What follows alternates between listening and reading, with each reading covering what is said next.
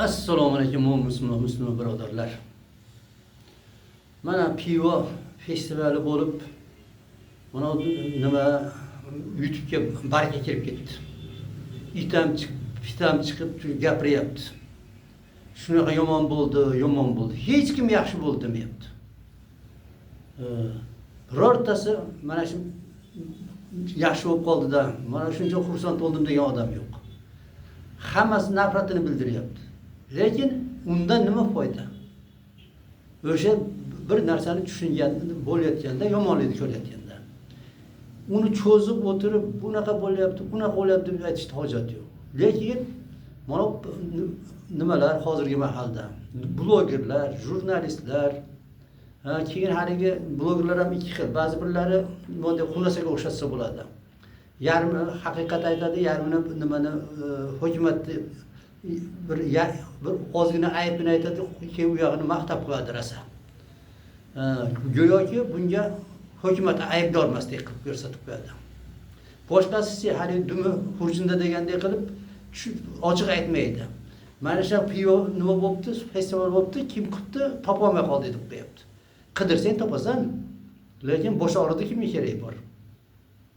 Uni ustiga haligi eng xudo urgan blogerlardan bo'lgan bitta nima ham chiqibdi haligi Shuri degan chiqibdi. Mana bu 3 harf xudo urgan Abror chiqib o'shani maqtayapti. Endi bu yerda nima qilish kerakligini, buni yechimini hech kim aytmayapti. Mana shu bilib olinglar-da. Agar mana bu yo'lga chiqadigan bo'lsanglar, yo'lda strelka turibdi. Moskvaga bormoqchi bo'lsanglar, Moskvaning yo'lini mana shu yerda ko'rsatgan. Hozir to'g'riga ketyapsiz deyapti strelka nimada Moskvaga bormoqchi. Keyin chapga ketib yurasiz deyapti. Chapga yurasiz. Undan keyin endi yana bu tomon yurasiz. O'sha strelka ko'rsatgan yo'l bilan borsangiz albatta Moskvaga yetib olasiz. Agar o'shandan bittasini bajarmagan bo'lsangiz, Moskvadan uzoqlashasizki, bu yaqin bora olmaysiz. Shuning uchun o'sha yo'lga strelka qanday qo'yilgan bo'lsa, mana Qur'on xuddi o'sha strelkani sizga ko'rsatib qo'ygan. Jannat yo'li bilan do'zax yo'lini. O'shani o'sha strelkaga bo'ysunasiz qilasiz. Yetib olasiz.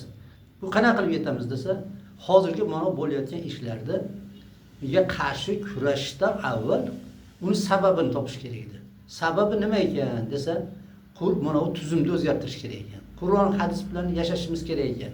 Mana shu narsani odamlarning miyasiga singdirib olgandan keyin o'sha narsa mana buzuqchilik o'z-o'zidan yo'qolib ketadi. Lekin hozirgi mahalda odamlar mana shu nima deydi. Har kim har xil narsalar deydi. Bu qurtlar bor, olmaga tushadi, go'shtga tushadi, ba'zi birlar bor, haligi nima poqqa tushadi. Poq yeydigan qurtlar bor. Hozirgi mana jurnalistlar, nimalar, blogerlar deb solishtirib ko'rsang, o'sha qurtga o'xshaydi. Ichida to'g'ri haligi olmaga tushganlari ham bor, lekin juda ko'p shu poqqa tushgan, poq yeb yurgan nimalar, blogerlar. O'shandan mana bu haligi Shuri degan bor. Qachon bo'lsa shu tuzumni ham maqtab turadi. Nima bo'lsa, mana Abror 3 harf bo'lsa, poqni ham balib pu demasdan da yevradi. O'sha mahalda uni qanday rohat olayotganini ham bilinib turadi bu plast. Najosxo'r bo'lgani uchun. Mana kecha safar pivo nimasini bayram bo'ldi. Domlalar hammasi haligi pisib qochib ketib qoldi. Sababi gapirib, domla buni nima deysiz bunga deydigan bo'lsa, bu to'g'ri bo'ldi deya olmaydi. Yo'q, noto'g'ri bo'ldi desa, hukumatdan qo'rqadi. To'g'ri bo'ldi desa, hukumatdan qo'rqadi. Noto'g'ri bo'ldi desa, Xudodan qo'rqadi. Lekin Xudodan ko'ra mana bu maxluqdan, tuzumdan qo'rqib, prezidentdan qo'rqqani uchun u hali boshini qumga tiqqan tuyoqqushga o'xshab bekinib olishdi. Shundan bitta mana 3 harf chiqib shuni maqtadi. Shu yerda hech kim mana bu kim aybdorligini ham aybdorlarni ham aytmadi. Uni o'rniga yana bizda deydi odamlar svetskida yashaymiz. Svetskiy degani bu kofir degani, kofir davrida yashaymiz. Shuning uchun o'shalar xohlagan ekan qilibdi, bizga unga aralashmaymiz deyapti. Bu hech Qur'on hujjatga bunga gapirganda uni diniy odam.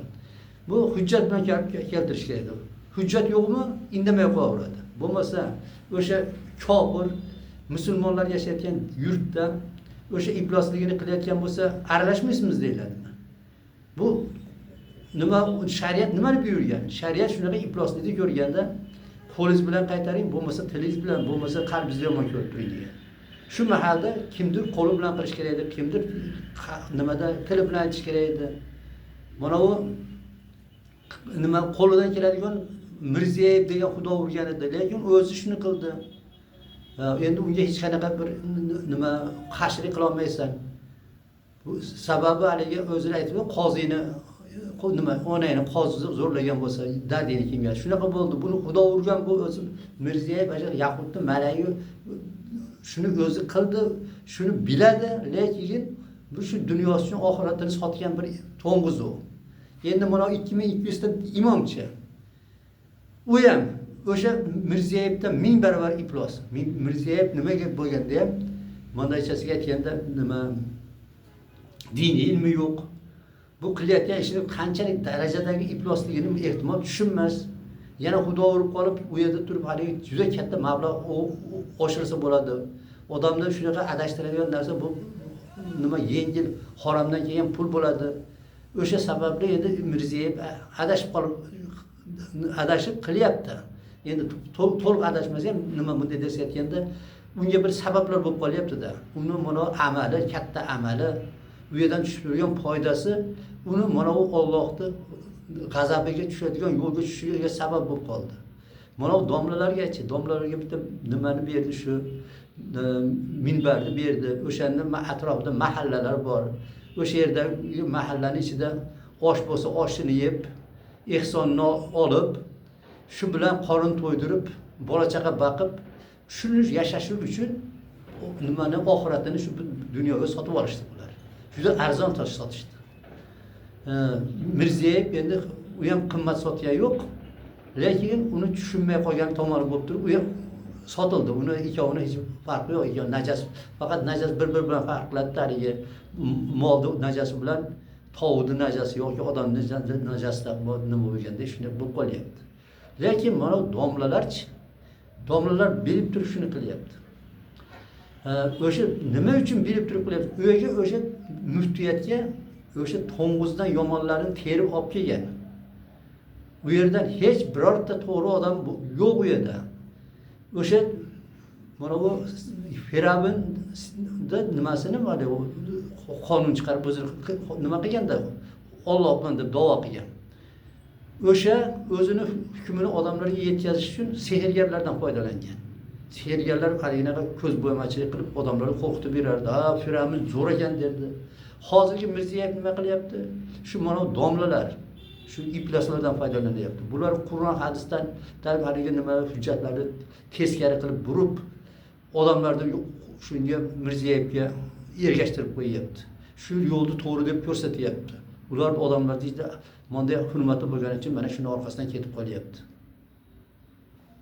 Hozirgi mahalda eng qizig'i shu bo'lyaptiki, shu ifloslikni ko'rgandan keyin birpasdalik jurnalistlar ham shu bir po'yib yurgan odamlarda haqiqatda aytmaydi. Qanchaga ruxsat bergan bo'lsa shuni aytadi.